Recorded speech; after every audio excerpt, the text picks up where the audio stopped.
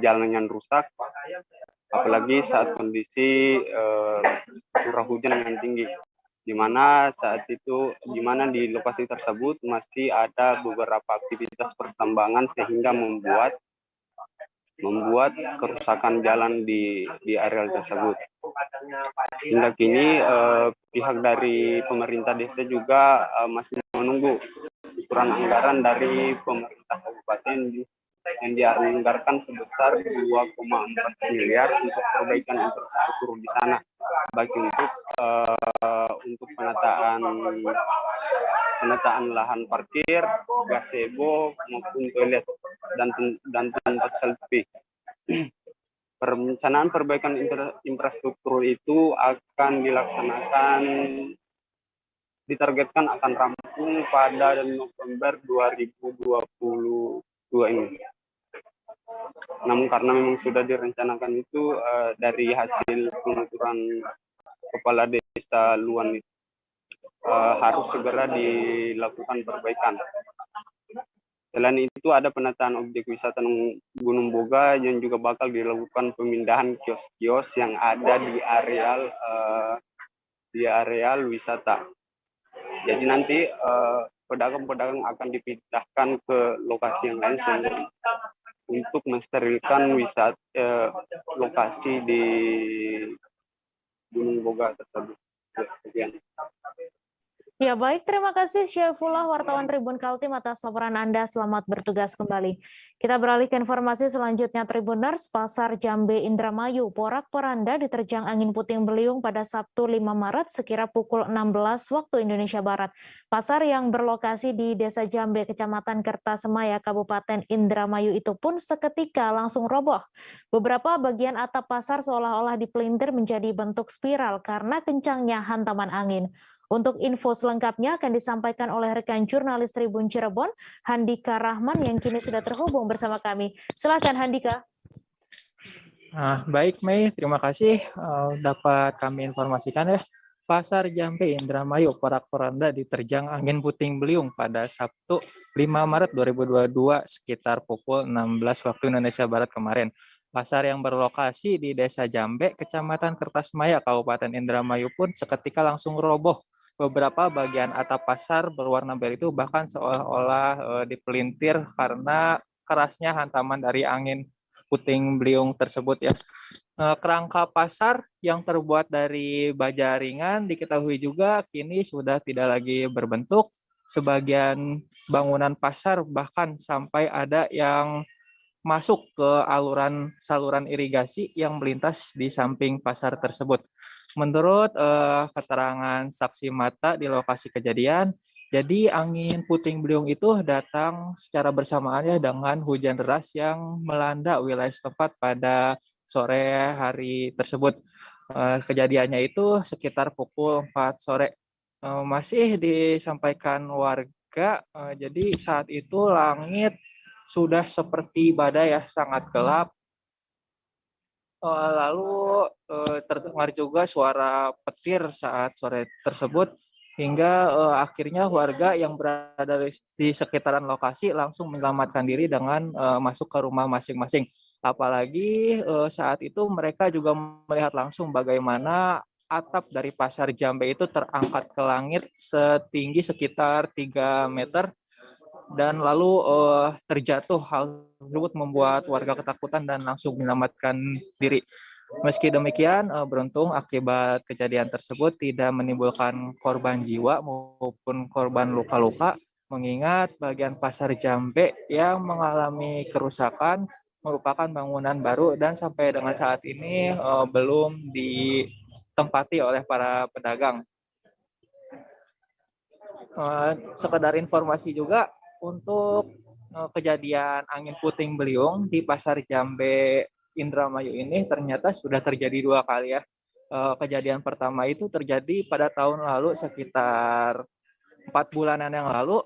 Saat itu bangunan pasar masih dalam proses pembangunan dan tiba-tiba saja terdapat bencana angin puting beliung.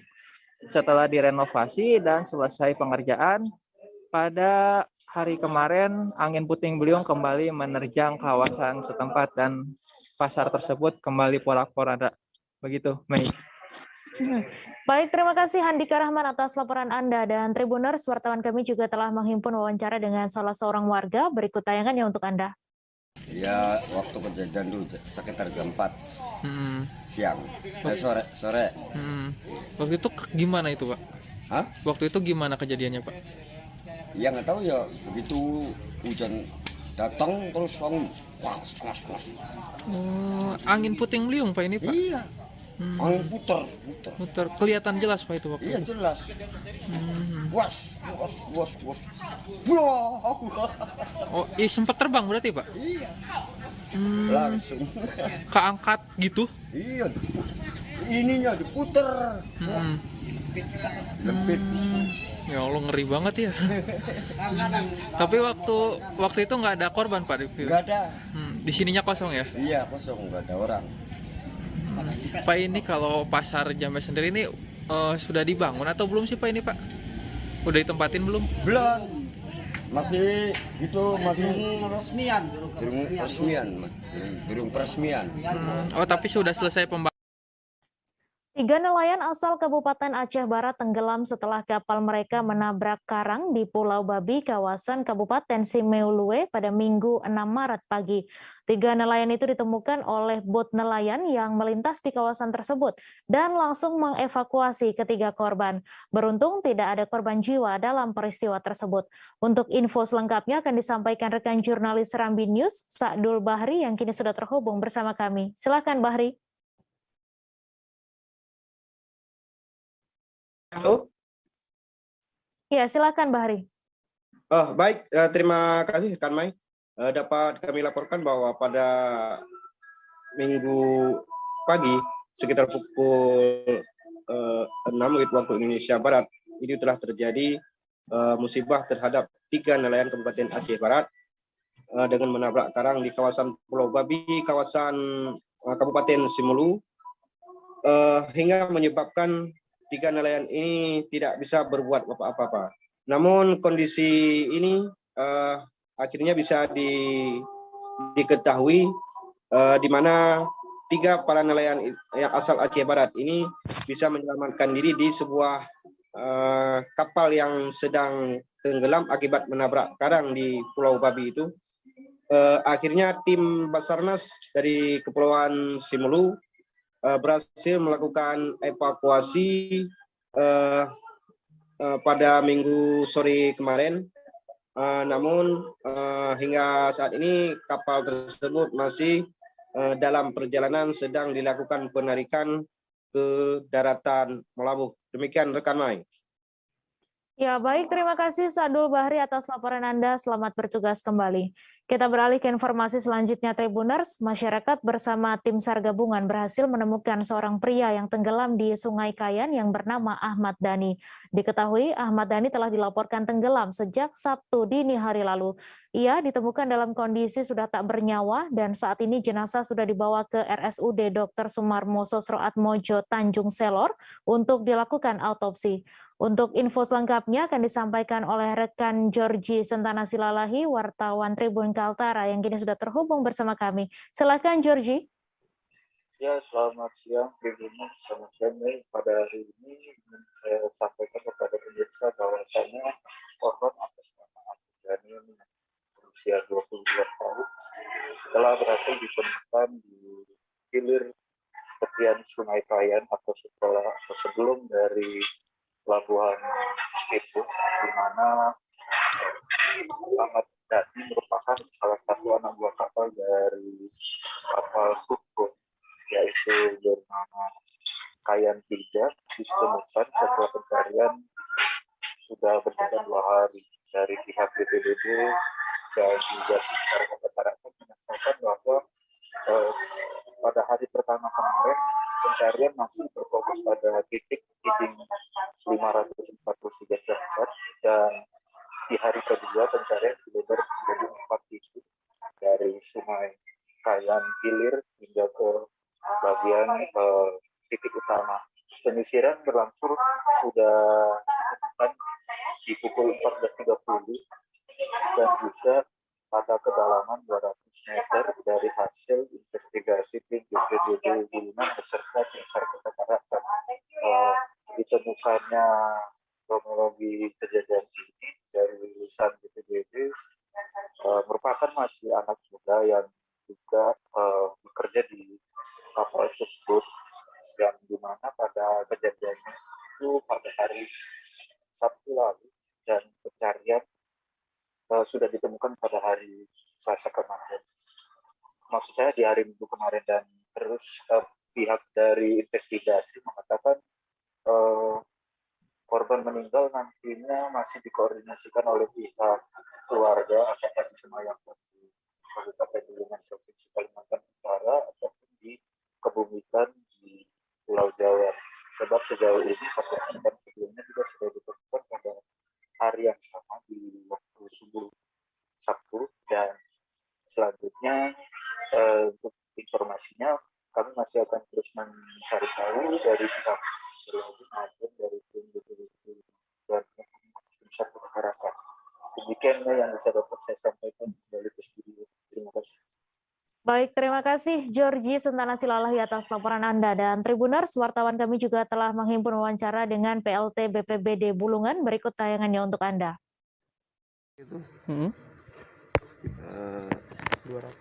Sekitar 200 meter lah. Warga yang menemukan ya Pak? Oke. Warga kebetulan dengan BPBD juga menyisir di daerah di situ. Yang menemukannya warga, tapi keluarga sendiri juga, Mas Wahyu, Pak Wahyu. Kebetulan mereka juga inisiatif untuk proses pencarian karena kenal baik ya dengan almarhum. Proses pencariannya ya ditemukan jam 14.31, setengah 3 ya, dengan kondisi sudah meninggal. Jadi selanjutnya kita evakuasi, kita bawa ke rumah sakit ya, untuk selanjutnya diproses oleh rumah sakit dengan Polres untuk melakukan otopsi. Dan selanjutnya nanti kalau sudah selesai kita menyerahkan dengan pihak perusahaan di mana almarhum bekerja. Nah, nanti pihak perusahaan yang menentukan posisinya almarhum, apakah dikirim atau seperti apa, nanti mereka yang menentukan. Kalian bukan warga sini Pak? Bukan. Mana? Warga sini. Kami akan kembali selesai jeda sejenak Tribuners, tetap di Live Update. Oke, apa kabar Bang Arifki di sini untuk strateginya? Kalau saya sendiri di Jumit 37 ini yang semalam baru mulai, saya udah pasti. Sebenarnya aku nggak ngerasa itu penangkapan atau penggerebegan atau apapun itu, karena gitu posisinya aku kriteria. Jadi kita mengenal disebut dengan stroke yang tidak berdarah dengan stroke yang berdarah. Stroke yang tidak berdarah itu biasanya ditandai dengan adanya penyumbatan. Kalau itu terjadi di sini mungkin pikirnya tidak ke situ kali ya, tapi kalau di Korea atau di Kamboja itu ada beberapa paper yang saya itu Mas, ya, dulunya tukang koran. Oh gitu ya. Tukang koran. Ya, saya baca itu Pak. Tuh kan pernah baca kan? Ya. Jadi kalau saya jadi pangdam itu udah bersyukur banget. Si anak ini dijadikan sebagai tersangka begitu. Ya, kalau ini kita bicara yang di luar kasus Gombo ya. Dengan nama hujan shower, di mana terdapat batas jelas antara daerah hujan dan tidak hujan yang biasanya terjadi pada fase awal mature stage atau tahap berbahaya itu Kang. Jadi mulai artinya terjadinya perlembekan. Nah itu untuk penetrasi akan sulit. Gitu ya.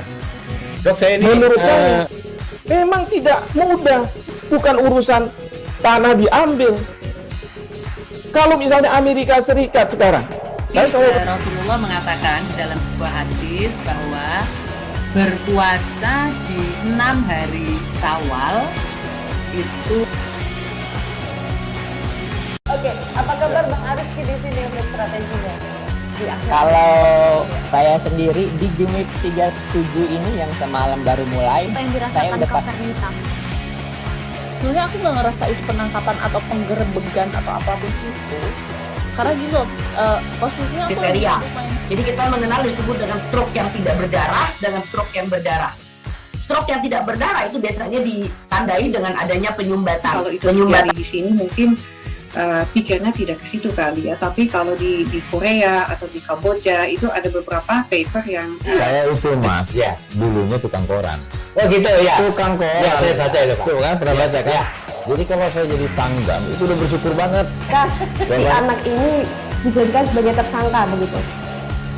Ya, kalau ini kita bicara yang di luar kasus Sebongombo ya. Dikenal dengan nama hujan shower, di mana terdapat batas jelas antara daerah hujan dan tidak hujan yang biasanya terjadi pada fase awal mature stage atau tahap Berbahaya dewasa. tuh Kang.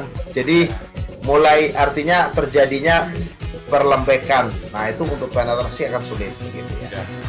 Dok, saya ini menurut saya memang tidak mudah, bukan urusan tanah diambil.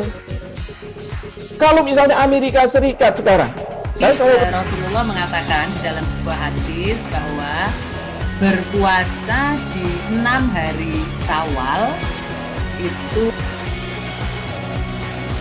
Oke, apa kabar Bang Arifki di sini untuk strateginya? Kalau saya sendiri di Jumit 37 ini yang semalam baru mulai, Apa yang saya dirasakan udah Kauser hitam? Sebenarnya aku nggak ngerasa itu penangkapan atau penggerebegan atau apapun itu, karena gini loh, posisinya aku Kriteria. Jadi kita mengenal disebut dengan stroke yang tidak berdarah dengan stroke yang berdarah. Stroke yang tidak berdarah itu biasanya ditandai dengan adanya penyumbatan. Kalau itu terjadi di sini mungkin pikirnya tidak ke situ kali ya. Tapi kalau di Korea atau di Kamboja itu ada beberapa paper yang Saya itu Mas, dulunya tukang koran. Oh gitu ya. Tukang koran. Ya, saya baca itu Pak. Tuh kan, pernah baca kan? Ya. Jadi kalau saya jadi pangdam, itu udah bersyukur banget. Si anak ini dijadikan sebagai tersangka begitu. Ya, kalau ini kita bicara yang di luar kasus Sebongombo ya. Dikenal dengan nama hujan shower, di mana terdapat batas jelas antara daerah hujan. Terima kasih Anda masih menyaksikan live update. Wali Kota Solo, Gibran Rakabuming Raka kembali terkonfirmasi positif COVID-19. Wakil Wali Kota Solo, Teguh Prakosa mengatakan hasil itu didapatkan dari hasil tes PCR yang dilakukan Gibran pada Jumat 4 Maret lalu. Selama menjalani isoman, tugas protokoler Gibran akan diwakili oleh Teguh maupun pejabat lainnya. Kendati demikian, Gibran masih bisa memantau agenda kedinasan melalui online. Untuk info selengkapnya akan disampaikan oleh rekan Agil Tri, wartawan Tribun Solo yang kini sudah terhubung bersama kami. Silakan, Agil. Ya, Wali Kota Solo Gibran Rakabuming Raka kembali terkonfirmasi COVID-19 yang mana dari keterangan Wali Kota Solo, Wakil Wali Kota Solo Teguh Prakosa mengatakan bahwasanya pada hari Jumat dini hari Gibran mengalami sakit batuk, kemudian dia melakukan atau pergi ke rumah dinas Wali Kota Solo di Loji Gandrung. Di sana Gibran memanggil dokter dan melakukan tes PCR secara mandiri. Dari hasil yang didapat diketahui bahwasanya Gibran terkonfirmasi positif virus COVID-19. Konfirmasi itu disampaikan langsung Gibran Rakabuming Raka kepada awak media pada hari Minggu atau 2 hari setelah Gibran menjalani tes PCR. Saat ini Gibran Rakabuming Raka telah menjalani isolasi mandiri di rumah dinasnya di Loji Gandrung, yang mana di sana Gibran isolasi sendiri, bahwasanya anak dan istrinya berada di kediaman mereka di daerah Sumber. Terkait dengan kondisi Gibran, Teguh mengatakan bahwasanya Gibran hanya mengalami gejala batuk-batuk tanpa disertai flu atau maupun pilek. Diperkirakan Gibran akan menjalani isolasi mandiri selama 7 sampai 10 hari, yang membuat Gibran harus absen menghadiri sejumlah agenda seperti acara rapat rakor ASEAN Para Games dengan Menpora, kemudian acara kemenangan di Mangkunegaraan dan Tips Natalis UNS. Baik, terima kasih Agil Tri atas laporan Anda. Selamat bertugas kembali.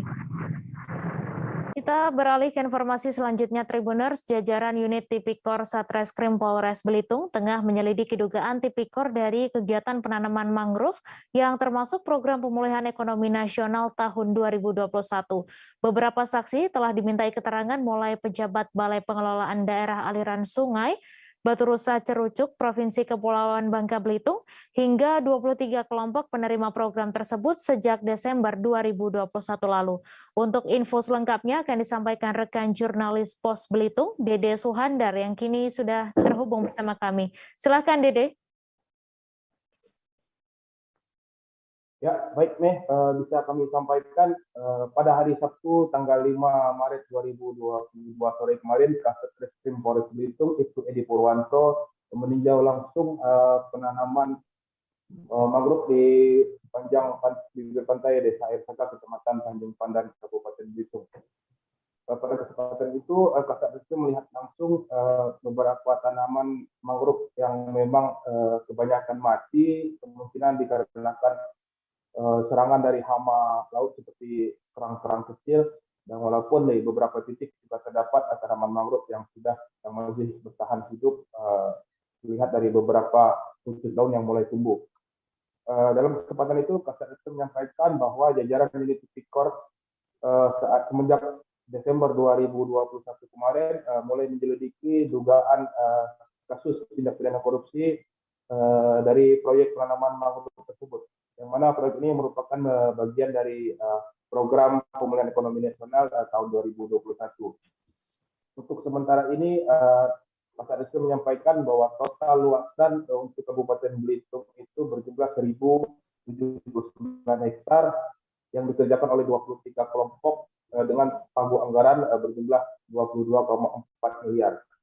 Sampai saat ini jajaran penyidik tipikor Satreskrim Polres Belitung masih berupaya mengumpulkan dokumen dan meminta klarifikasi dari beberapa saksi, mulai dari pejabat BPDAS hingga kelompok yang melaksanakan kegiatan tersebut. Demikian, Mas. Baik, terima kasih Dede atas laporan Anda. Dan Tribuners, wartawan kami juga telah menghimpun wawancara dengan Kasat Reskrim Polres Belitung. Berikut tayangannya untuk Anda. Tipikor Satreskrim Polres Belitung memang benar telah melakukan penyelidikan terhadap dugaan adanya tindak pidana korupsi untuk kegiatan penanaman mangrove di tahun 2021. Untuk penyelidikan kita mulai di Desember kemarin. Kita telah melakukan pengumpulan terhadap dokumen dan telah melakukan pemeriksaan, interogasi terhadap beberapa pejabat di BPDAS. Kalau yang diduga kita belum menentukan. Yang jelas untuk di Kabupaten Belitung ini ada 5 kecamatan yang melakukan penanaman bibit mangrove bersumber dari PEN 2021 dengan total anggaran sebesar 22 miliar sekian. Kalau untuk penyelidikan sendiri kita masih melakukan pengumpulan terhadap dokumen, mau memintai klarifikasi terhadap para pejabat dari BPDAS maupun para kelompok masyarakat yang menerima uang dari Sebanyak 14 tahanan kembali dipindahkan oleh Kejaksaan Negeri Kabupaten Pelalawan Riau dari Pangkalan Kerinci ke Rumah Tahan Negara Kota Pekanbaru. Para tahanan itu dibawa ke Rutan Sialang Bungkuk Pekanbaru untuk melanjutkan masa penahanannya sesuai dengan masing-masing perkara yang menjeratnya. Seluruh tahanan ini berstatus A3 atau perkaranya telah dilimpahkan ke Pengadilan Negeri Pelalawan untuk disidangkan. Kabar selengkapnya akan disampaikan rekan wartawan Tribun Pekanbaru, Johannes Tanjung, yang kini sudah terhubung bersama kami. Johannes, silahkan.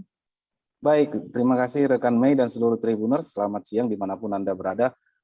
Kabar terkini dari Pelalawan, yakni Kejaksaan Negeri Pelalawan memindahkan 14 orang tahanan ke Rumah Tahanan Kota Pekanbaru. Pemindahan tahanan ini merupakan yang ketiga kali dalam tahun ini, dan semua berasal dari beberapa rutan milik Polres Pelalawan dan jajaran polsek-polsek. Para tahanan ini melakukan tindak pidana umum di Kabupaten Pelalawan dan kasusnya ditangani oleh Polres Pelalawan sebagian dan polsek-polsek yang ada di Kabupaten Pelalawan. Proses pemindahan menaati protokol kesehatan di mana setiap tahanan dilakukan rapid test antigen untuk memastikan jika mereka tidak terinfeksi atau tidak terkontaminasi oleh COVID-19. Hal itu merupakan SOP daripada rutan yang ada di Kota Pekanbaru. Setelah menjalani tes, mereka dinyatakan semuanya non-reaktif COVID-19. Kemudian proses pemindahan dilakukan dengan pengawalan 5 orang pengawal tahanan dari Kejaksaan dan 2 orang personil dari Polres Pelalawan bersenjata lengkap. Mereka dinaikkan ke bus untuk dibawa ke Kota Pekanbaru dengan jarak tempuh 1 jam lebih. Baik Tribuners, merupakan 14 tahanan itu berasal dari 6 orang dari Polres Pelalawan, 3 orang dari Polsek Ukui, 3 orang dari Polsek Bandar Sekijan, dan 2 orang lagi dari Polsek Pangkalan Kuras. Seperti diketahui Tribuners, Kabupaten Pelalawan sampai saat ini belum memiliki rutan atau rumah tahanan. Bahkan satu-satunya daerah ya dari 12 kabupaten kota yang ada di Provinsi Riau, Kabupaten Pelalawan sampai saat ini belum memiliki rutan, sehingga semua tahanan atau pelaku tindak pidana yang telah menjalani persidangan ditahan di rutan Celangbungku, Kota Pekanbaru. Pada saat sebelum pandemi, proses persidangan selalu dengan melalui proses penjemputan tahanan ke Kota Pekanbaru, kemudian disidangkan di Pengadilan Negeri Kabupaten Pelalawan. Selanjutnya setelah selesai sidang, mereka akan kembali diantar ke Kota Pekanbaru. Namun selama pandemi COVID-19, proses persidangan dilakukan secara virtual, di mana jaksa dan hakim maupun para pihak berada di ruang sidang di PN Pelalawan, sedangkan para tahanan berada di rutan Celangbungku mengikuti proses persidangan melalui virtual. Demikian rekan Mei, kembali ke studio bersama saya Johannes Tanjung, jurnalis tribunpekanbaru.com yang berada di Kabupaten Pelalawan. Demikian rekan. Baik, terima kasih Johannes Tanjung atas laporan Anda. Selamat bertugas kembali. Kita beralih ke informasi selanjutnya Tribuners. Seorang pedagang jamu keliling menggunakan sepeda selamat dari kejadian kecelakaan yang hampir merenggut nyawanya pada Jumat 4 Maret lalu. Pedagang jamu tersebut bernama Watini, 52 tahun, yang merupakan warga RT 4 lingkungan Sidodadi, Kelurahan Sri Menanti, Kecamatan Sungai Liat, Kabupaten Bangka. Ia bersyukur selamat dari kejadian yang terekam kamera CCTV tersebut. Untuk detail informasinya akan disampaikan langsung oleh rekan jurnalis Bangka Pos, Edwardi, yang kini sudah terhubung bersama kami. Silakan Edwardi.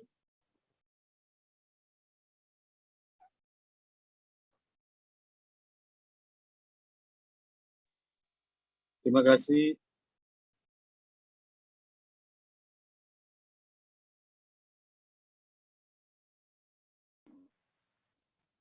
Halo? Iya, silahkan Edward dengan laporan terima kasih, Anda. Memang benar ke hari Jumat lalu, tanggal 4 Maret, sekitar pukul 6.30, terjadi kejadian viral yang tertangkap dari kamera CCTV. Seorang ibu penjual jamu keliling menggunakannya hampir tertabrak mobil box warna putih yang merupakan mobil salah satu rumah makan nasi Padang yang cukup terkenal di Kabupaten Bangka ini. Jadi pada saat itu si ibu yang bernama Watini sedang melayani pembeli dari Rumah Sakit Umum Sungai Liat. Kemudian setelah itu dia menyeberang ke arah jalan menuju ke arah Komplek Kompi Senapang B, Komplek TNI. Pas saat itu beliau sedang mengayuh sepedanya, tiba-tiba dari arah depan dia melihat dari kejauhan ada mobil terlihat oleng menuju ke arahnya. Kemudian Ibu Watini cepat-cepat keluar jalan dengan cara turun dari sepedanya, namun bagian belakang sepedanya masih terkena tabrakan dari mobil tersebut, sehingga barang dagangannya habis terlempar ke selokan atau bandar dan ke jalan. Setelah itu sang sopir langsung berhenti di arah, juga masih di kawasan Rumah Sakit Umum, di depan rumah makan Padang juga. Kemudian si supir dilihatnya menelpon bosnya untuk memberitahukan kejadian tersebut. Setelah itu si supir menghampiri Ibu Watini untuk mempertanggungjawabkan perbuatannya. Dan kemudian juga bos rumah makan Padang itu juga datang untuk melihat si ibu, dan mereka setelah melakukan meminta maaf kepada sang ibu, kemudian bertanggung jawab membawa ibu pulang ke rumah, juga bertanggung jawab mengganti barang-barang dagangan sang ibu, kemudian juga termasuk juga sepedanya mengalami kerusakan, bagian pelek sepeda bengkok dan sudah diganti baru. Memang persoalan ini sempat dibawa ke kepolisian, namun sudah karena para pihak yang terlibat dalam kejadian ini saling memaafkan, sehingga sudah selesaikan secara kekeluargaan dan dengan cara ganti rugi. Saat ini Ibu Wati ini memang masih mengalami trauma dan beliau saat ini belum bisa berjualan kembali secara normal. Mungkin untuk beristirahat beberapa hari ke depan. Demikian rekan Mei. Ya, terima kasih Edward di atas laporan Anda. Dan Tribuners, wartawan kami juga telah menghimpun wawancara dengan Watini. Berikut tayangannya untuk Anda. Kan pertama ditentin sepedanya ya, di apa? Iya, pertama. Pas mau naik, tiba-tiba ada mobil itu. Itu ada mobil arah yang pasar dia tuh motong mobil motor ya, memotong. Sepi itu Pak. Sepi ya? Terus sepi, tidak ada apa-apa itu. Tiba-tiba dia menuju ke arah ibu. Aku lah deket itu, deket bengkel tuh kok ada mobil jalannya kayak ini kan dia. Oh, lain dia itu, aku lah tahu. Oh, mobilnya zigzag itu. Dia kok jalannya kok langsung minggir-minggir kayak itu, dia terus ada belok aku speed kayak itu kan. Iya. Dia bus kayak itu kan. Ibu nengok pas ngarah ibu langsung ibu lari ke aku itu tahu dari jauh. Ya lah ngeliat dari jauh mobil itu ya, agak oleng-oleng gitu ya. Oh, jalanan lain. Iya. Jadi pas ibu lah ke pinggir tapi mau sepeda ibu sama dagangan. Tidak sempat tapi ke dalam semen. Masuk bandar semen ya. Tumbur tuh lah. Iya. Untunglah ibu gitu. Gimana setelah selesai masalahnya? Apalah dibawa ke polisi atau ke keluarga? Aku udah terpulang. Oh, dia tanya pulang ke sini ibu sama barang-barang ibu. Iya, sepedanya terus. Pakai mobil dia tuh. Iya, pakai mobil yang nabrak itu tadi. Oh, jadi dia dengan teribu ya, tanggung jawab, siap tanggung jawab ganti rugi segala macam ya. Iya. Sekarang sepeda ibu di mana? Sudah dibawa. Lah dibawa pulang ke sini ya? Lah diganti peleknya lah. Diganti semua ya, ditanggung jawab oleh yang pelek, dipucak peleknya kan. Oh, iya. Dinas Pemberdayaan Perempuan dan Perlindungan Anak Kabupaten Musirawas Provinsi Sumatera Selatan menyediakan pelayanan konseling bagi perempuan dan anak yang mengalami trauma psikologis akibat berbagai tindakan traumatis yang dialami. Untuk pelayanan trauma healing bagi anak-anak dan perempuan ini, Dinas Pemberdayaan Perempuan dan Perlindungan Anak Kabupaten Musirawas telah menyediakan tempat khusus di lingkungan kantor dinas setempat dan psikolog yang akan melayani. Untuk detail informasinya akan disampaikan langsung oleh rekan jurnalis Sriwijaya Pos, Ahmad Fahru Rozi, yang kini sudah terhubung bersama kami. Silahkan, Ahmad. Baik, Mei. Dari Kabupaten Musirawas dapat kami laporkan bahwasanya saat ini Dinas Pemberdayaan Perempuan dan Perlindungan Anak Kabupaten Musirawas itu menyediakan satu ruang khusus ya di UPT Dinas PPA setempat untuk pelayanan konseling bagi masyarakat khususnya perempuan dan anak yang mengalami tindak kekerasan atau jadi korban kekerasan, baik KDRT, kekerasan seksual, ataupun tindakan-tindakan yang menimbulkan traumatis lainnya. Di ruangan ini cukup lengkap, ada tenaga psikolog yang akan melayani masyarakat yang akan melakukan konseling di sini. Di tempatnya cukup nyaman, ada bed yang untuk supaya masyarakat merasa lebih care ya dengan lingkungannya, lebih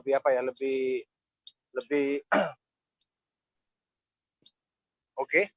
Kemudian di ruangan ini juga disiapkan tenaga-tenaga yang juga profesional yang akan melayani dan privasi si masyarakat sendiri bisa terjaga. Untuk masyarakat yang mengalami kekerasan seksual ataupun KDRT ataupun kekerasan anak-anak bisa datang ke ruang konseling ini. Itu lokasinya di pusat pemerintahan Kabupaten Musirawas di kantor dinas PPA setempat, Mei. Adapun berdasarkan data dari dinas PPA setempat, ini memang cukup menonjol juga ada grafik data kasus kekerasan ya tahun 2021 kemarin. Bahwasanya yang paling menonjol itu adalah kasus seksual ya. Itu kasus seksual itu yang menimpa anak-anak. Dari 28 kasus yang ada, itu 14 kasus diantaranya adalah kasus seksual yang menimpa anak-anak. Kemudian untuk yang kekerasan fisiknya ada 7 kasus. Mungkin yang paling menonjol itu adalah kasus seksualnya, Mei. Maka dari itu kepada masyarakat yang keluarganya atau masyarakat yang berinisiatif sendiri untuk melakukan konseling untuk trauma healing terhadap pribadinya bisa melakukan konsultasi di ruang konseling di DPPA Kabupaten Musirawas ini. Demikian, Mei. Terima kasih Ahmad atas laporan Anda. Dan Tribuners, wartawan kami juga telah menghimpun wawancara dengan Kepala Dinas PPA Kabupaten Musirawas. Berikut tayangannya untuk Anda. Di tempat UPT unit pelayanan terpadu kami, nanti kita lihat di ruangan. Tempatnya sangat representatif, ya, ada tempat tidur dan AC, dan dia juga kedap suara. Jadi kerahasiaan klien atau apa namanya yang mau konseling di sini terjamin, Pak ya? Pasti. Silakan jangan ragu untuk datang ke UPT unit kami, Dinas Pemberdayaan Perempuan dan Perlindungan Anak Kabupaten Musirawas. Itu sangat mudah sekali, ya. Masyarakat yang butuh konseling itu tinggal datang ke unit kami. Nanti akan dicatat di registrasi di tempat pendaftaran. Nanti silakan masuk ke ruangan konseling seperti itu. Banyak sekali yang mungkin di masyarakat mengalami hal-hal KDRT sehingga mereka harus mengadunya kemana. Inilah tempatnya, UPT, Dinas Pemberdayaan Perempuan dan Perlindungan Anak. Ya ada, kita di sini ada tenaga konseling itu 2 orang, ya, semua perempuan. Jadi yang melayani masyarakat di sini ada ya? Iya, betul sekali. Silakan masyarakat jangan ragu untuk datang ke UPT kami, Dinas Pemberdayaan Perempuan dan Perlindungan Anak Kabupaten Musirawas, untuk kita layani, ya, yang bersifat traumatik psikis. Silakan jangan ragu untuk datang. Iya, betul sekali. Kami juga ada konselingnya di sini. Ibu Eva, tadi juga ada Ibu Sri. Kalau memang ternyata pasiennya butuh harus dirujuk, ya kita rujuk. Seperti itu. Ya, kita rujuk ke Rumah Sakit Sobirin Musirawas. Kami masih akan menyajikan informasi menarik untuk Anda. Seusai jeda sejenak, tetap di Live Update. Oke, apa kabar Bang Arif di sini untuk strateginya? Kalau saya sendiri di Jumit 37 ini yang semalam baru mulai, saya udah sebenarnya aku nggak ngerasa itu penangkapan atau penggerebegan atau apapun itu, karena gitu posisinya kriteria. Jadi kita mengenal disebut dengan stroke yang tidak berdarah dengan stroke yang berdarah. Stroke yang tidak berdarah itu biasanya ditandai dengan adanya penyumbatan. Kalau itu terjadi di sini mungkin pikirnya tidak ke situ kali ya, tapi kalau di Korea atau di Kamboja itu ada beberapa paper yang saya itu Mas, ya, dulunya tukang koran. Oh gitu ya. Tukang koran. Ya, saya baca ya, Pak. Tuh kan pernah baca kan? Ya. Jadi kalau saya jadi tanggam itu udah bersyukur banget. Si anak ini dijadikan sebagai tersangka begitu. Ya, kalau ini kita bicara yang di luar kasus Sebongombo ya. Dengan nama hujan shower, di mana terdapat batas jelas antara daerah hujan dan tidak hujan yang biasanya terjadi pada fase awal mature stage atau tahap berbahaya itu Kang. Jadi mulai artinya terjadinya perlembekan. Nah itu untuk penetrasi akan sulit gitu ya. Dok, saya ini menurut saya memang tidak mudah, bukan urusan tanah diambil. Kalau misalnya Amerika Serikat sekarang, Rasulullah mengatakan dalam sebuah hadis bahwa berpuasa di 6 hari Syawal itu. Oke, apa kabar Bang Arif di sini untuk strateginya? Kalau saya sendiri di Jumit 37 ini yang semalam baru mulai, saya udah sebenarnya aku nggak ngerasa itu penangkapan atau penggerebegan atau apapun itu, karena gitu posisinya kriteria. Jadi kita mengenal disebut dengan stroke yang tidak berdarah dengan stroke yang berdarah. Stroke yang tidak berdarah itu biasanya ditandai dengan adanya penyumbatan. Kalau itu terjadi di sini mungkin pikirnya tidak ke situ kali ya, tapi kalau di Korea atau di Kamboja itu ada beberapa paper yang saya itu Mas, ya, dulunya tukang koran. Oh gitu ya. Tukang koran. Ya, saya baca ya, Pak. Tuh kan pernah baca kan? Ya. Jadi kalau saya jadi tanggam itu udah bersyukur banget. Si anak ini dijadikan sebagai tersangka begitu. Ya, kalau ini kita bicara yang di luar kasus Sebongombo ya. Dengan nama hujan shower, di mana terdapat batas jelas antara daerah hujan dan tidak hujan yang biasanya terjadi pada fase awal mature stage atau tahap berbahaya itu Kang. Jadi mulai artinya terjadinya perlembekan. Nah itu untuk penetrasi akan sulit gitu ya. Dok, saya ini menurut saya memang tidak mudah, bukan urusan tanah diambil. Kalau misalnya Amerika Serikat sekarang, Rasulullah mengatakan dalam sebuah hadis bahwa berpuasa di 6 hari Syawal itu. Oke, apa kabar Bang Arifki di sini untuk strateginya? Kalau saya sendiri di Jumit 37 ini yang semalam baru mulai, saya udah sebenarnya aku nggak ngerasa itu penangkapan atau penggerebegan atau apapun itu, karena gitu posisinya aku kriteria. Jadi kita mengenal disebut dengan stroke yang tidak berdarah dengan stroke yang berdarah.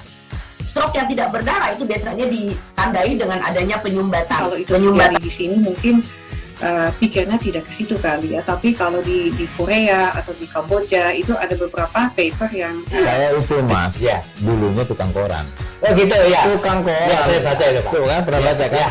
Jadi kalau saya jadi pangdam itu udah bersyukur banget. Nah, si anak ini dijadikan sebagai tersangka begitu.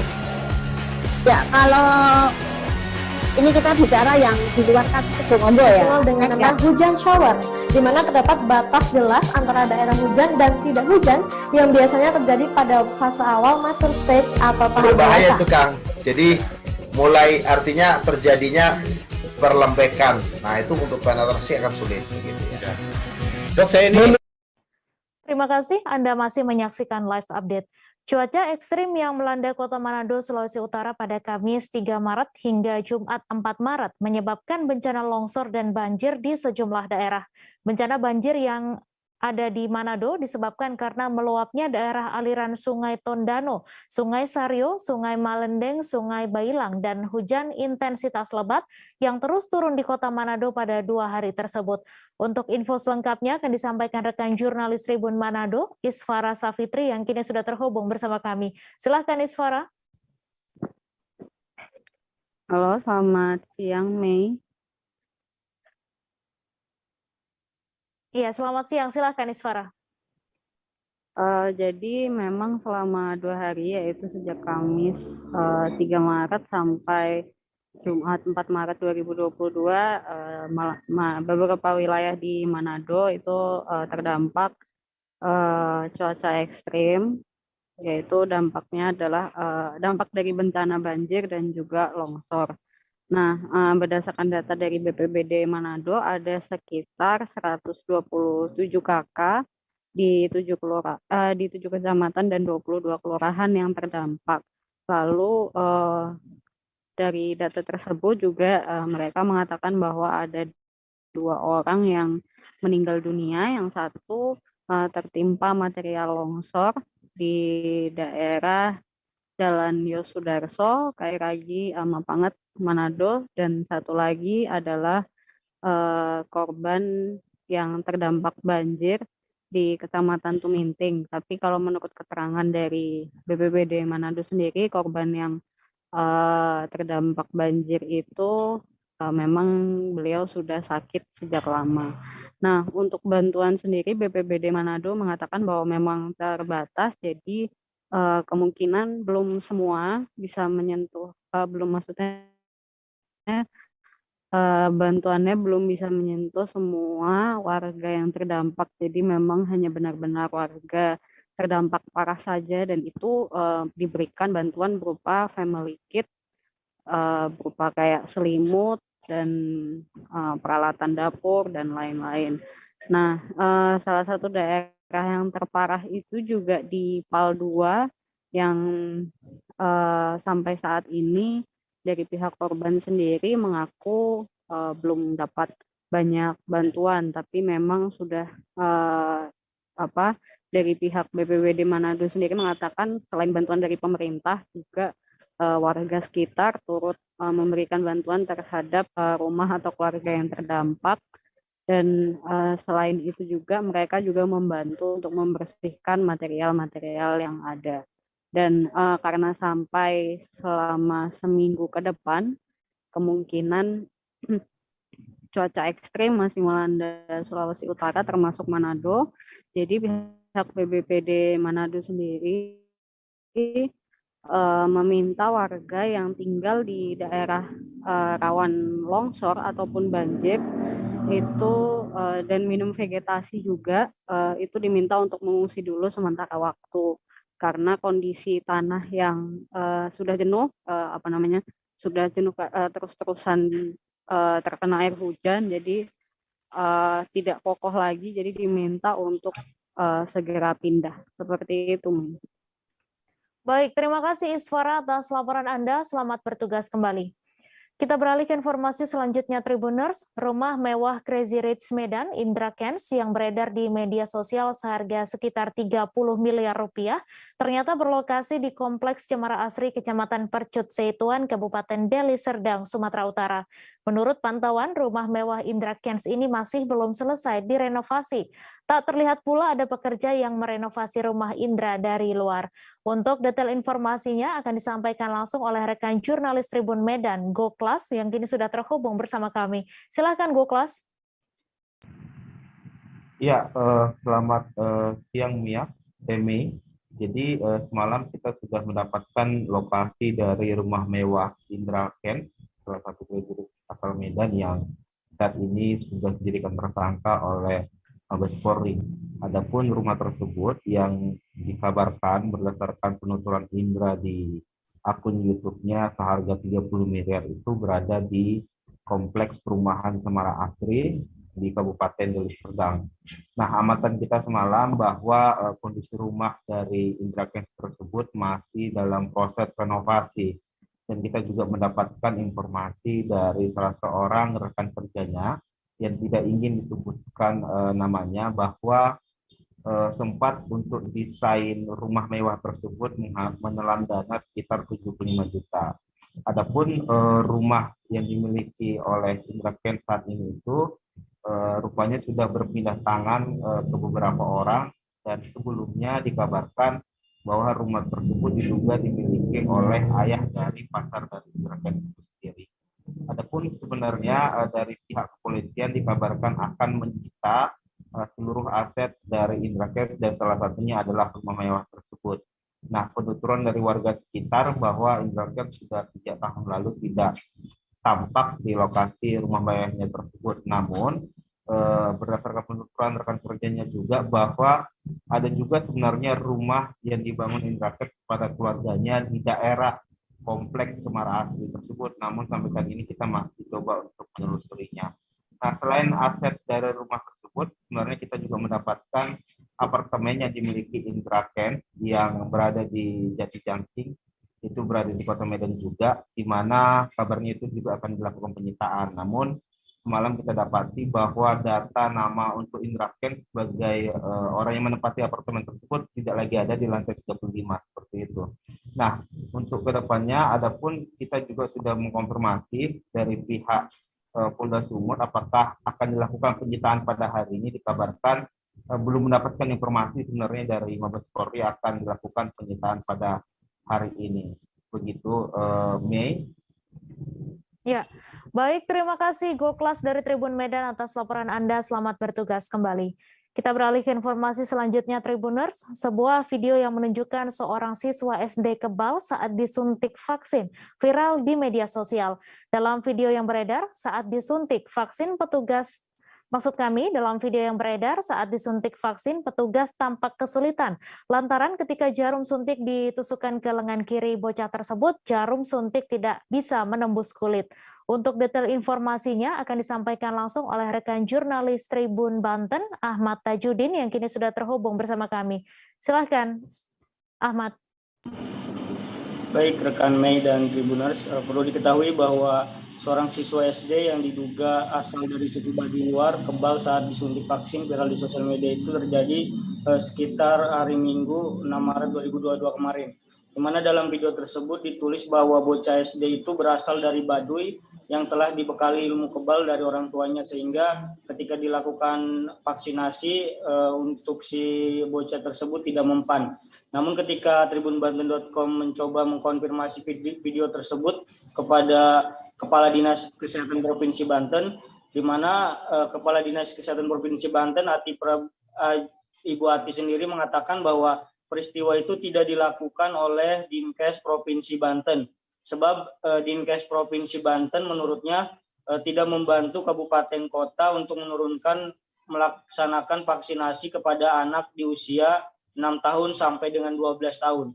Bahkan untuk Dinas Kesehatan Kabupaten Lebak juga mengatakan bahwa tidak ada vaksinasi yang dilakukan di sekolah untuk masyarakat Baduy.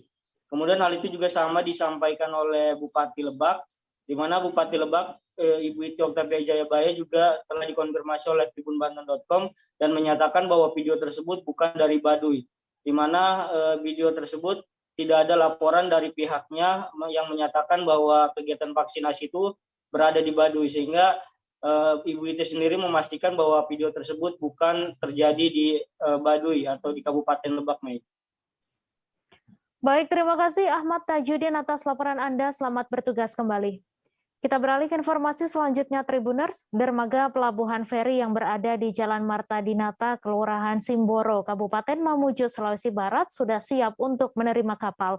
Hal tersebut disampaikan Divisi Teknis Angkutan Danau dan Penyeberangan ASDP Balikpapan bernama Iskandar. Iskandar menjelaskan dermaga tersebut sudah diperbaiki sejak retak akibat gempa pada 15 Januari 2021 lalu. Untuk detail informasinya akan disampaikan langsung oleh rekan jurnalis Tribun Sulbar, Fahrun Ramli, yang kini sudah terhubung bersama kami. Silahkan Fahrun. Ya, rekan Mei.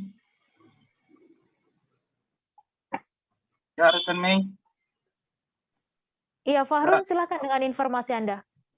Ya, Tribuners, dapat saya informasikan bahwa pelabuhan feri Mamuju yang berada di Jalan Marta Dinata, Kelurahan Simboro ini akan berfungsi lagi sebagaimana fungsinya, yaitu penyeberangan antara lintasan Mamuju dengan Balikpapan, di mana pelabuhan ini itu rusak parah akibat gempa 15 Januari 2021 lalu, di mana dermaga pelabuhan tersebut retak-retak hingga ke bagian terminalnya sampai retak-retak sehingga tidak dapat menerima kapal tujuan dari Kalimantan ke Kabupaten Mamuju. Namun pada tahun 2022 ini, awal bulan 3 Maret ini, pemerintah provinsi bekerja sama dengan ASDP cabang Balikpapan itu melakukan renovasi terhadap pelabuhan tersebut agar dapat kembali difungsikan, dan kabar yang diperoleh bahwa tanggal 17 Maret 2022 itu akan ada lagi kapal yang masuk di pelabuhan feri Mamuju ini, di mana saat ini informasi yang diperoleh kapal yang akan masuk itu jalur tujuan antara Balikpapan dan Mamuju, di mana tanggal 17 Maret mendatang kapal perdana akan tiba di hari Jumat. Adapun informasi yang diperoleh bahwa jadwal lintas kapal tersebut atau jadwal pemberangkatan kapal dari pelabuhan Mamuju kapal feri ke Kalimantan ini itu akan sebanyak 2 kali dalam 1 minggu, di hari Sabtu dan hari Minggu. Sementara untuk dari Balikpapan dari Kalimantan ke pelabuhan feri itu di hari Jumat dan Sabtu, sehingga pelabuhan feri ini sudah siap untuk kembali beroperasi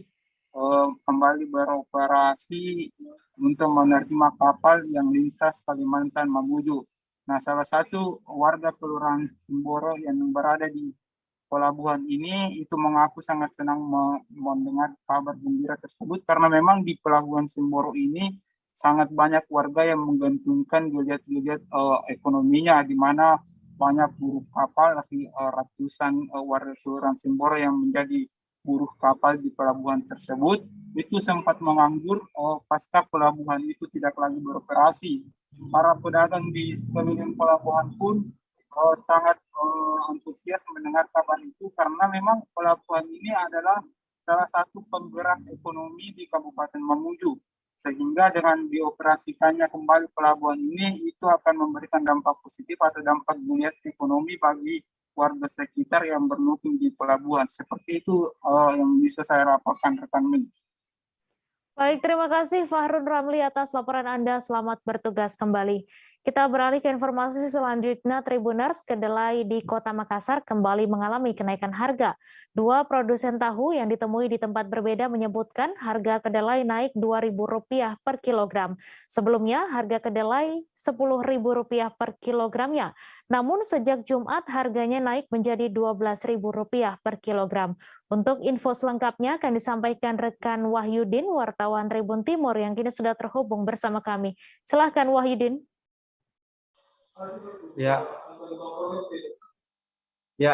Baik Tribuners dimanapun Anda berada, dapat saya sampaikan bahwa harga kedelai di Kota Makassar kembali naik per Jumat pada tanggal 4 bulan 3 tahun 2022 tahun ini. Jadi harga kedelai naik 2.000 dari harga 10.000 naik menjadi 12.000. Hal itu yang membuat para produsen atau pembuat tempe juga, pembuat tahu juga menaikkan harga tahunya. Seperti yang kami temui di Jalan Depasawi, salah satu produsen bernama Wahyudi, dia menaikkan harga kedelai dari 43 per cetak itu naik menjadi 45. Sehingga itu yang membuat harga tahu juga terus meningkat di Kota Makassar. Hal yang sama juga dilakukan oleh Zainal Arifin, salah satu produsen tahu yang berada di Jalan Balang Basi. Jadi dia menaikkan harga tahu dari 41 yang dia jual di awal naik menjadi 43.000 per cetak. Selain harga kedelai yang terus meningkat juga stok kedelai itu yang sangat terbatas. Zainal Arifin sempat memesan 10 ton kedelai, tapi yang dikirimkan hanya 4 ton. Katanya kedelai yang berada di tempat ia beli sangat terbatas, sehingga hanya 4 ton yang ia dapatkan. Baik, demikian laporan saya dari Makassar. Baik, terima kasih Wahyudin atas laporan Anda, dan Tribuners, wartawan kami juga telah menghimpun wawancara dengan produsen tahu. Berikut tayangannya untuk Anda. Bisa kita ceritakan terkait kondisi penjualan tahu di sini? Nah, masalah produksi kondisi tahu mas, ini bukan masalah di Makassar, tapi ini saya mulai bikin tahu guys 22 tahun barusan ini. Langkah nggak bisa ditanggulangi. Dulu namanya demo mas, jarak 1 minggu atau 10 hari paling lambat 2 minggu ya sudah mulai turun. Ini malah naik luar biasa. Tapi produksinya sini enggak pernah diputus Pak di sini. Alhamdulillah. Iya. Eceran nih pokok nih. Iya. Ini 12.400, 12.300. Oh, per kilo itu Pak? Per kilo. Aku selamanya bikin tahu 22 tahun barusan ini beli kedelai sampai 12 lebih. Sejak kapan mulai itu Pak harganya? Kemarin sudah nih. Itu ada notanya. Kan itu merek ini beda-beda mas. Iya. ABCD, merek kualitas yang baik, harganya sekian. Itu sing baik 12.400.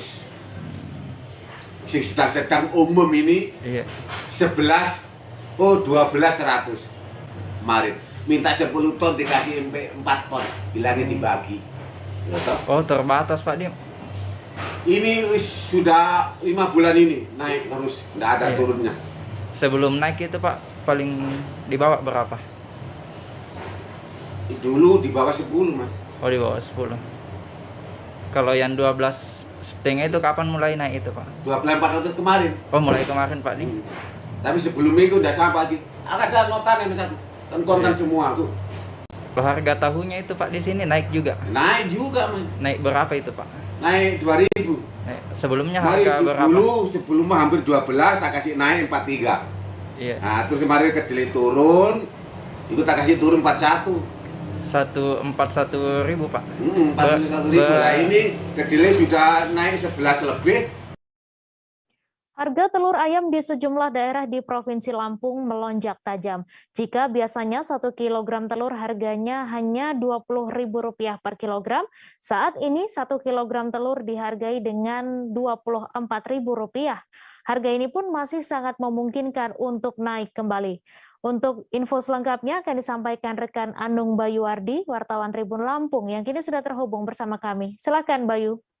Ya, rekan Mei bisa dijelaskan di Provinsi Lampung, tepatnya beberapa daerah seperti Kota Bandar Lampung, Kabupaten Lampung Utara, dan Kabupaten Tanggamus, kenaikan harga telur terjadi.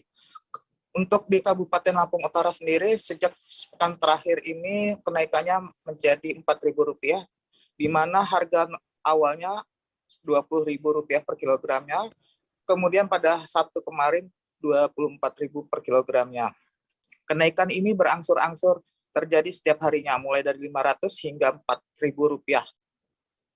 Kenaikan ini terjadi menurut Bugi, salah satu pedagang di Pasar Sentral Kota Bumi.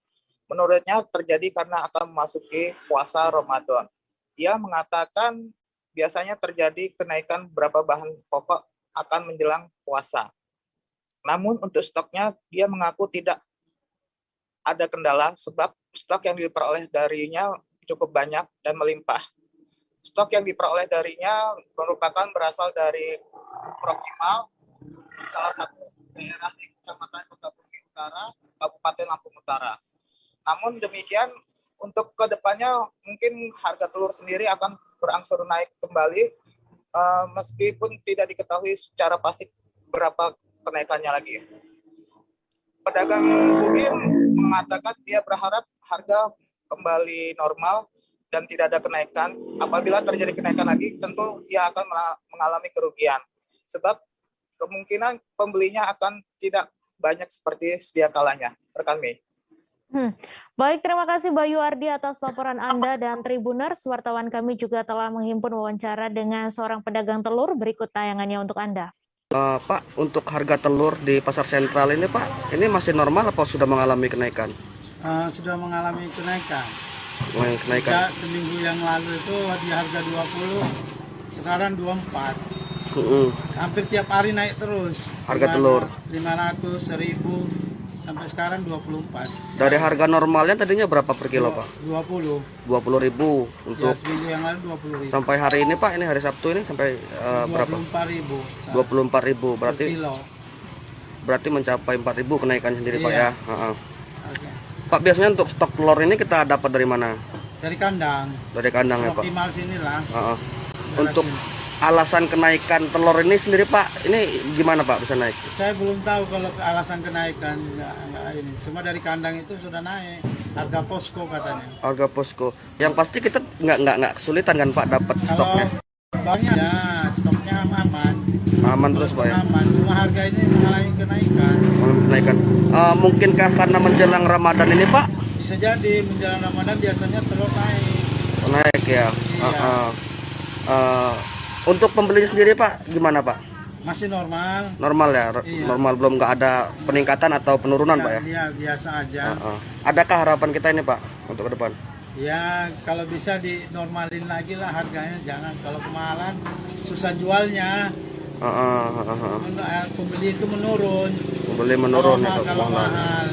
Iya, karena peningkatannya sampai 4.000 ya Pak ya hari ini. Karena dari 20.000 ke 24.000 Pak. Iya, ini kan belum masuk Ramadan, biasanya masuk Ramadan naik lagi. Jadi mau jual berapa kalau mahal kan?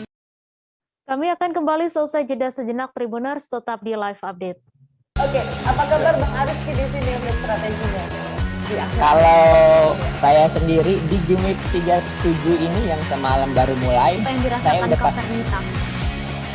Sebenarnya aku nggak ngerasa itu penangkapan atau penggerebegan atau apapun itu, karena gitu posisinya aku kriteria. Jadi kita mengenal disebut dengan stroke yang tidak berdarah dengan stroke yang berdarah. Stroke yang tidak berdarah itu biasanya ditandai dengan adanya penyumbatan. Kalau itu terjadi di sini mungkin pikirnya tidak ke situ kali ya, tapi kalau di Korea atau di Kamboja itu ada beberapa paper yang saya itu Mas, ya, dulunya tukang koran. Oh gitu ya. Tukang koran. Ya, saya baca itu Pak. Tuh kan pernah baca kan? Ya. Jadi kalau saya jadi pangdam itu udah bersyukur banget. Si anak ini dijadikan sebagai tersangka begitu. Ya, kalau ini kita bicara yang di luar kasus Sebongombo ya. Dengan nama hujan shower, di mana terdapat batas jelas antara daerah hujan dan tidak hujan yang biasanya terjadi pada fase awal mature stage atau tahap berbahaya itu Kang. Jadi mulai artinya terjadinya perlembekan. Nah, itu untuk penetrasi akan sulit begitu ya. Dok, saya ini menurut saya memang tidak mudah, bukan urusan tanah diambil. Kalau misalnya Amerika Serikat sekarang, Rasulullah mengatakan dalam sebuah hadis bahwa berpuasa di 6 hari Syawal itu. Oke, apa kabar Bang Ariski di sini untuk strateginya? Kalau saya sendiri di Jumit 37 ini yang semalam baru mulai, saya udah sebenarnya aku nggak ngerasa itu penangkapan atau penggerebegan atau apapun itu, karena gini loh, posisinya aku kriteria. Jadi kita mengenal disebut dengan stroke yang tidak berdarah dengan stroke yang berdarah. Stroke yang tidak berdarah itu biasanya ditandai dengan adanya penyumbatan. Kalau itu terjadi di sini mungkin pikirnya tidak ke situ kali ya, tapi kalau di Korea atau di Kamboja itu ada beberapa paper yang saya itu mas ya dulunya tukang koran. Oh gitu ya, tukang koran ya, saya baca itu Pak. Tuh kan pernah baca kan ya. Jadi kalau saya jadi pangdam itu udah bersyukur banget si anak ini dijadikan sebagai tersangka begitu ya. Kalau ini kita bicara yang di luar kasus Situbondo ya, dengan hujan shower, di mana terdapat batas jelas antara daerah hujan dan tidak hujan yang biasanya terjadi pada fase awal mature stage atau tahap berbahaya itu Kang. Jadi mulai artinya terjadinya perlembekan. Nah, itu untuk penetrasi akan sulit begitu ya. Dok, saya ini menurut saya memang tidak mudah, bukan urusan tanah diambil. Kalau misalnya Amerika Serikat sekarang, Rasulullah mengatakan dalam sebuah hadis bahwa berpuasa di 6 hari Syawal itu. Oke, apa kabar Bang Ariski di sini untuk strateginya? Kalau saya sendiri di Jumit 37 ini yang semalam baru mulai, saya udah sebenarnya aku nggak ngerasa itu penangkapan atau penggerebegan atau apapun itu, karena gini loh, posisinya kriteria. Jadi kita mengenal disebut dengan stroke yang tidak berdarah dengan stroke yang berdarah. Stroke yang tidak berdarah itu biasanya ditandai dengan adanya penyumbatan. Kalau itu terjadi di sini mungkin pikirnya tidak ke situ kali ya, tapi kalau di Korea atau di Kamboja itu ada beberapa paper yang saya itu mas ya dulunya tukang koran. Oh gitu ya, tukang koran ya, saya baca itu Pak. Tuh kan pernah baca kan ya. Jadi kalau saya jadi pangdam itu udah bersyukur banget si anak ini dijadikan sebagai tersangka begitu ya. Kalau ini kita bicara yang di luar kasus Situbondo ya, dengan hujan shower, di mana terdapat batas jelas antara daerah hujan dan tidak hujan yang biasanya terjadi pada fase awal mature stage atau tahap berbahaya itu Kang. Jadi mulai artinya terjadinya perlembekan. Nah, itu untuk penetrasi akan sulit begitu ya. Dok, saya ini menurut saya memang tidak mudah, bukan urusan tanah diambil. Kalau misalnya Amerika Serikat sekarang, Rasulullah mengatakan dalam sebuah hadis bahwa berpuasa di 6 hari Syawal itu.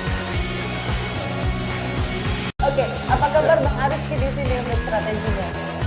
Kalau saya sendiri di Jumit 37 ini yang semalam baru mulai, saya udah sebenarnya aku nggak ngerasa itu penangkapan atau penggerebegan atau apapun itu, karena gini loh, posisinya kriteria.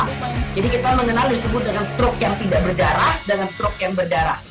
Stroke yang tidak berdarah itu biasanya ditandai dengan adanya penyumbatan. Kalau itu terjadi di sini mungkin pikirnya tidak ke situ kali ya, tapi kalau di Korea atau di Kamboja itu ada beberapa paper yang saya itu mas ya dulunya tukang koran. Oh gitu ya, tukang koran ya, saya baca itu Pak. Tuh kan pernah baca kan ya.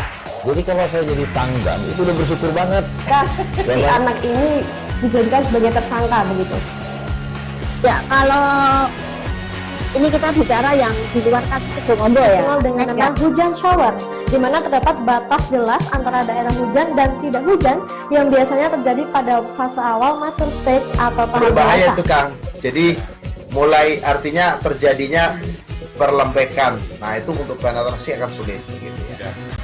Dok, saya ini menurut saya memang tidak mudah, bukan urusan tanah diambil. Kalau misalnya Amerika Serikat sekarang, Tapi Rasulullah mengatakan dalam sebuah hadis bahwa berpuasa di 6 hari Syawal itu. Oke, apa kabar Bang Arifki di sini untuk strateginya?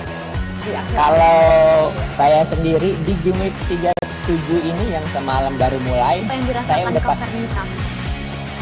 sebenarnya aku nggak ngerasa itu penangkapan atau penggerebegan atau apapun itu, karena gini loh, posisinya aku kriteria. Jadi kita mengenal disebut dengan stroke yang tidak berdarah dengan stroke yang berdarah. Stroke yang tidak berdarah itu biasanya ditandai dengan adanya penyumbatan. Kalau itu terjadi di sini mungkin pikirnya tidak ke situ kali ya, tapi kalau di Korea atau di Kamboja itu ada beberapa paper yang saya itu Mas, ya dulunya tukang koran. Oh gitu ya. Tukang koran. Ya saya baca itu Pak. Tuh kan pernah baca kan? Ya. Jadi kalau saya jadi pangdam itu udah bersyukur banget. Si anak ini dijadikan sebagai tersangka begitu. Ya kalau ini kita bicara yang di luar kasus Situbondo ya. Dengan nama hujan shower, di mana terdapat batas jelas antara daerah hujan dan tidak hujan yang biasanya terjadi pada. Terima kasih Anda masih menyaksikan live update. Memasuki bulan April tahun 2022, Kabupaten Empat Lawang berada di zona oranye COVID-19, yang artinya Empat Lawang berada di zona dengan resiko sedang. Data terbaru yang berhasil dihimpun dari Satgas COVID-19 Kabupaten Empat Lawang, grafik penambahan kasus aktif harian cenderung menurun, bahkan terdapat 0 penambahan kasus aktif.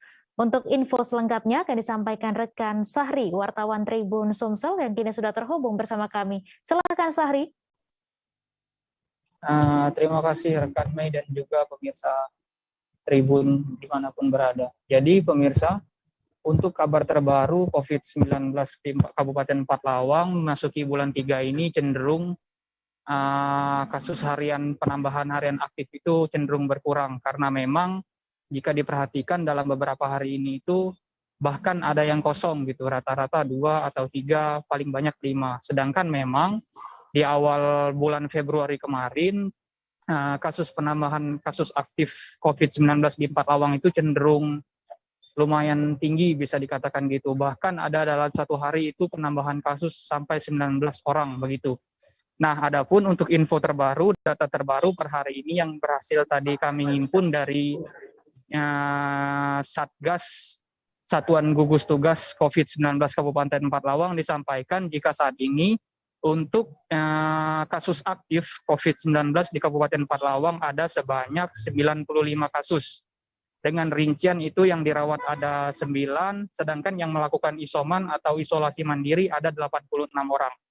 Nah, untuk info lebih lanjutnya, lebih rinci, untuk kasus kumulatif COVID-19 di Kabupaten Empat Lawang sejak awal masa pandemi itu ada sebanyak 577 kasus dengan rincian sembuh 447, meninggal 35, dan kasus aktif atau dalam proses saat ini 95.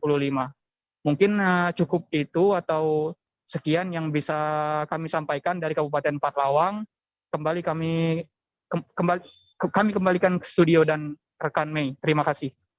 Ya, terima kasih Sahri atas laporan Anda. Selamat bertugas kembali. Kita beralih ke informasi selanjutnya, Tribuners. Sebanyak 300 karateka dari 13 kontingen se-Kalimantan Selatan unjuk gigi dalam kejuaraan daerah karate Sotokai Provinsi Kalimantan Selatan. Kejuaraan ini berlangsung di Aula Korem 101 Antasari di Banjarmasin pada 5 hingga 6 Maret 2022. Adapun kejuaraan ini dihelat sebagai bentuk ajang seleksi menghadapi Kejurnas pada bulan Juni mendatang. Untuk info selengkapnya akan disampaikan rekan Amirul Yusuf, wartawan Banjarmasin Pos, yang kini sudah terhubung bersama kami. Silakan Amirul.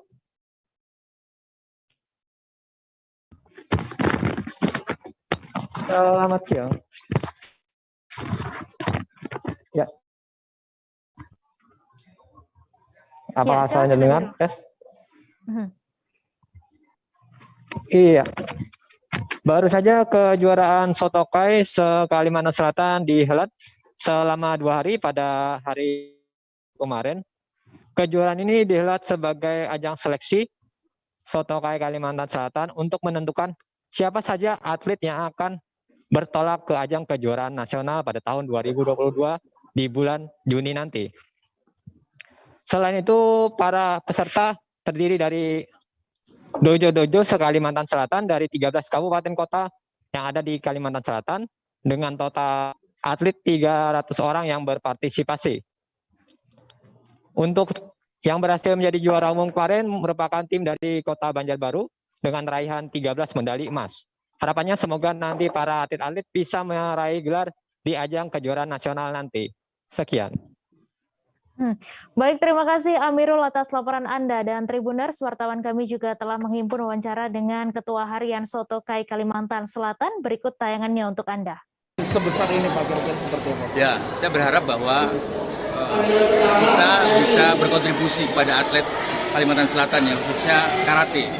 Karena kami mempunyai atlet-atlet yang memang bisa dibanggakan. Karena memang hampir mereka pernah mengikuti kejuaraan internasional gitu ya.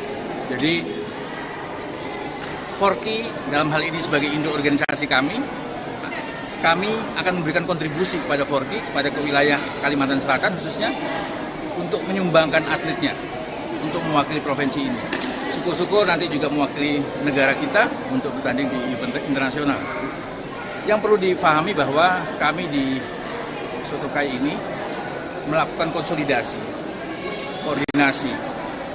Intinya bahwa kami ingin berolahraga, kami ingin membina atlet-atlet muda untuk menjadi atlet yang nantinya bisa dibanggakan. Persebaya U15 harus puas meraih 1 poin usai melawan Sokorejo FC dalam laga perdana grup C Piala Suratin Asprof PSSI Jatim di lapangan Unesa pada Senin 7 Maret. Bajul Ijo Cilik terus melancarkan serangan dari sisi sayap. Banyak peluang yang dihasilkan namun berhasil diblok oleh pemain bertahan. Untuk info selengkapnya akan disampaikan rekan Febrianto Ramadhani, wartawan Surya yang kini sudah terhubung bersama kami. Silahkan Febri. Ya, selamat siang para pemirsa Tribun News dan Tribun Network dimanapun Anda berada.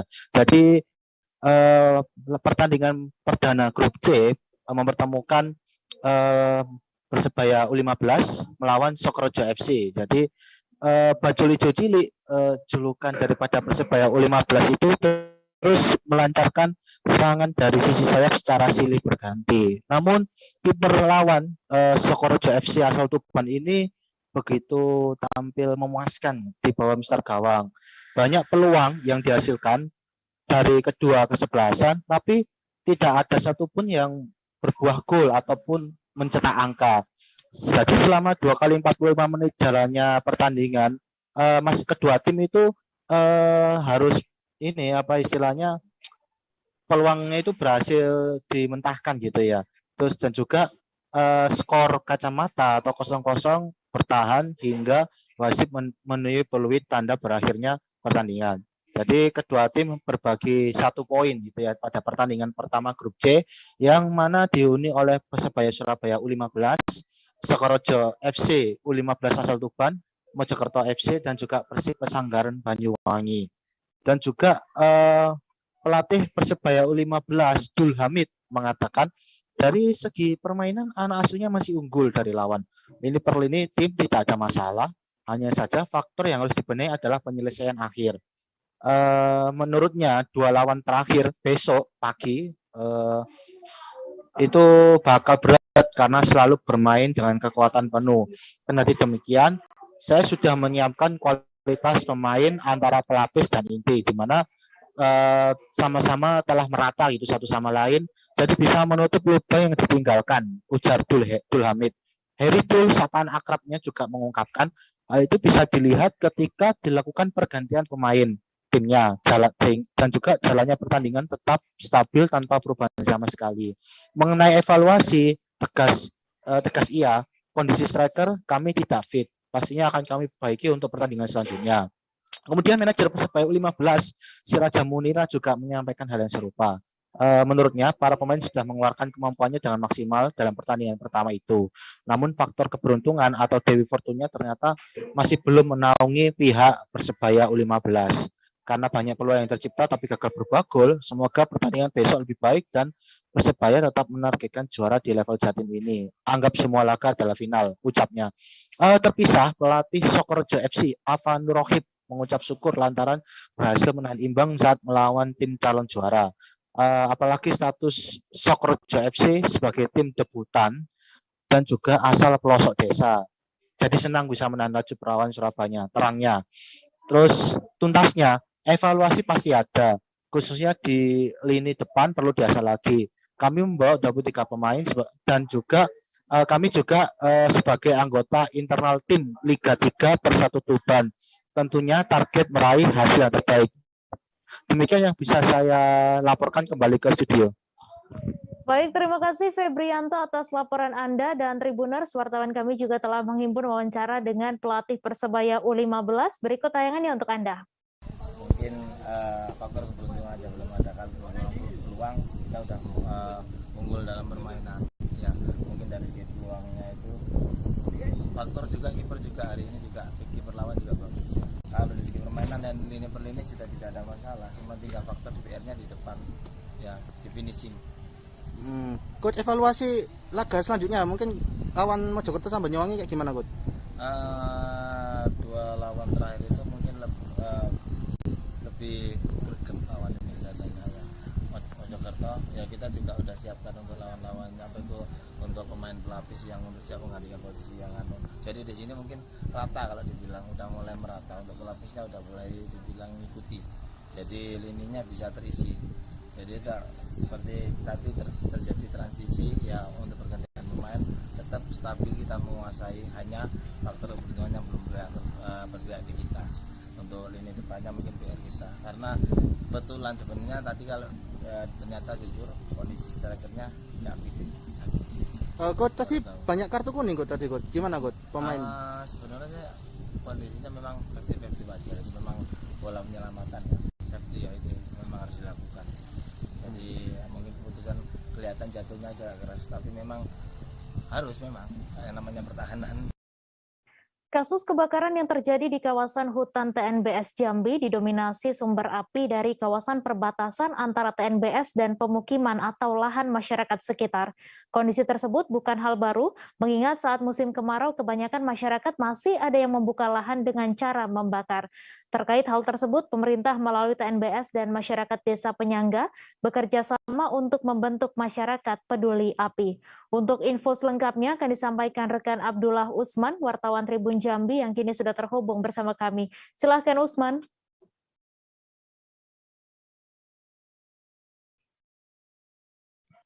Baik rekan Mei di studio dan Tribuners dimanapun Anda berada. Baiklah, dapat kita ketahui seperti tahun-tahun sebelumnya di mana memasuki bulan April, di mana untuk Kabupaten Tanjung Jabung Timur atau Provinsi Jambi memasuki musim kemarau. Sesuai dari perkiraan BMKG Provinsi Jambi bahwa bulan April mulai memasuki musim kemarau. Nah, untuk itu saat ini beberapa persiapan atau antisipasi mulai dilakukan oleh pihak terkait, yaitu Daop Manggal Agni di bawah Balai Taman Nasional Berbak 9. Saat ini tim yang di bawah Daop sendiri sudah mulai melakukan patroli, kegiatan rutin, juga bentuk persiapan posko di beberapa pos yang ada di sekitaran kawasan Taman Nasional Berbak 9. Namun dalam persiapan untuk patroli tersebut, beberapa kendala memang masih ditemukan, terutama terkait fasilitas, sarana, juga akses menuju lokasi yang memang menjadi permasalahan ketika melakukan patroli. Namun Manggalang ini sendiri sudah mempersiapkan hal tersebut, diantaranya dengan melakukan patroli melalui 3 jalur, yaitu jalur air, jalur darat, dan juga jalur udara yang saat ini tengah dipersiapkan dilakukan. Meski demikian, untuk diketahui, kawasan Taman Nasional Berbak 9 sendiri memiliki luasan yang mencapai 1.420.000 hektar, yang beberapa sisi bagian hutan tersebut merupakan perbatasan dengan kawasan permukiman. Nah, sebab itulah beberapa kawasan tersebut menjadi rawan terjadinya karhutlah setiap tahunnya. Tercatat di beberapa 2 tahun terakhir terjadinya kebakaran di Taman Nasional Berbak didominasi berasal dari api yang merembet dari kawasan lahan milik masyarakat yang sejatinya sangat berbatasan dengan kawasan TNBS. Untuk mengantisipasi hal serupa tidak terulang lagi di tahun 2022 ini, tim TNBS bersama Manggala Agni telah melakukan terobosan diantaranya dengan membentuk Masyarakat Peduli Api atau MPA, melibatkan 10 desa penyangga atau 10 desa yang memiliki perbatasan erat dengan kawasan TNBS. Di mana tercatat hingga saat ini dari 10 desa tersebut, 4 diantaranya sudah terbentuk MPA, namun sisanya masih dalam proses dan saat ini dalam sosialisasi oleh pihak desa. Selain itu, beberapa kendala juga yang dihadapi tim Manggala Agni saat melakukan pemadaman di lokasi, yaitu ketika musim kemarau, maka kawasan Taman Nasional Berbak Sembilang sendiri akan kesulitan untuk mendapatkan pasokan air, sehingga hal tersebut menjadi kendala utama dalam melakukan pemadaman di kawasan TNBS.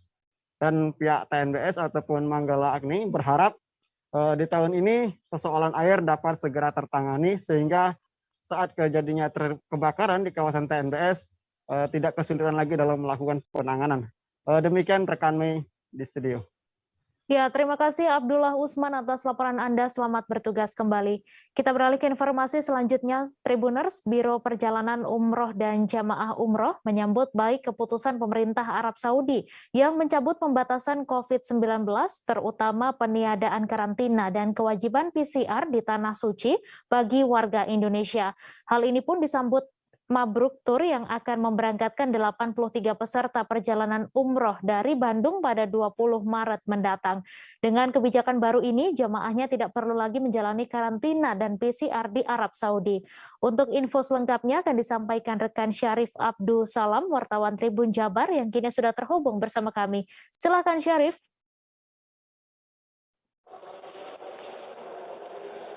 Ya, halo. Selamat siang rekan Mei dan Tribuners di Indonesia.